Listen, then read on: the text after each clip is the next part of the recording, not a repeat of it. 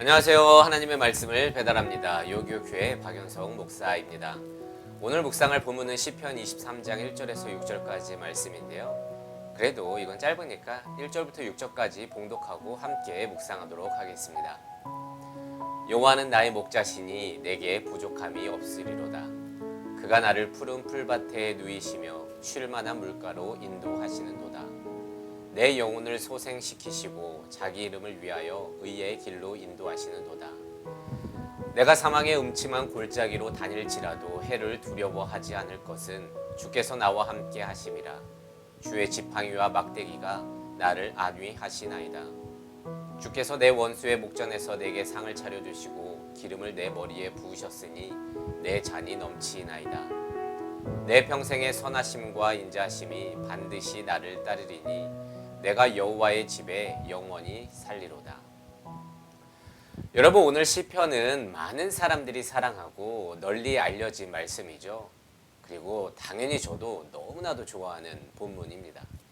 특히 이 시는 하나님도 인정하시는 이스라엘의 최고의 왕 다윗이 지은 시로서 어느 하나 빠지지 않던 그가 이렇게 고백하고 있습니다.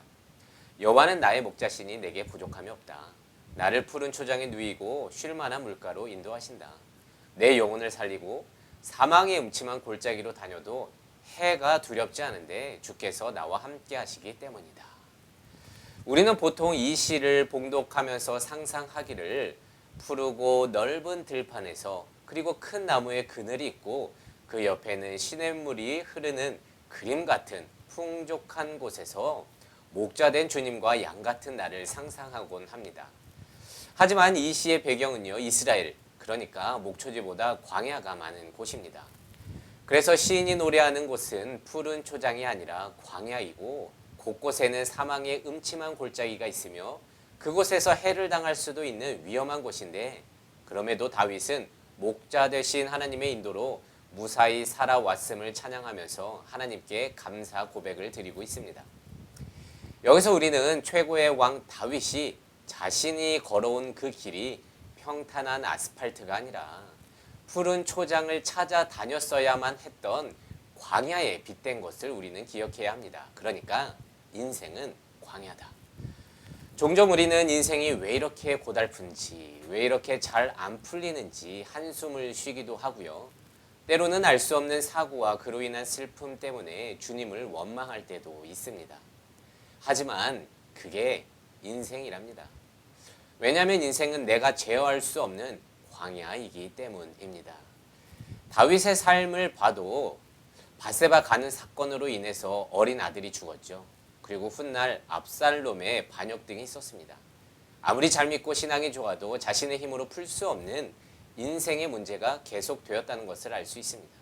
아무리 다윗이어도 그리고 그런 문제 앞에서 고통스러워했다는 것을 또한 우리도 알고 있습니다. 그래서 먼저 여러분, 내 인생이 꼬인다고 자책하지 말길 바랍니다. 광야는요, 원래 그렇습니다. 그리고 어떻게든 내 힘으로 이것을 해결하겠다고 생각하면서 주님을 놓칠 때가 있는데요. 여러분, 광야는요, 내 힘으로 정복하는 것이 아니라 안내를 받아서 무사히 빠져나가는 것이 우선입니다. 그래서 광야는 하나님의 축복보다 하나님의 은혜만을 바라야 하는 곳인데요. 이게 무슨 말이냐 하면 광야에서는 내가 원하는 돈이 아니라 목을 축일 수 있는 생수를 구해야 하고요. 커다란 아파트보다 쉴 수 있는 그늘을 구해야 하는 곳이란 말입니다.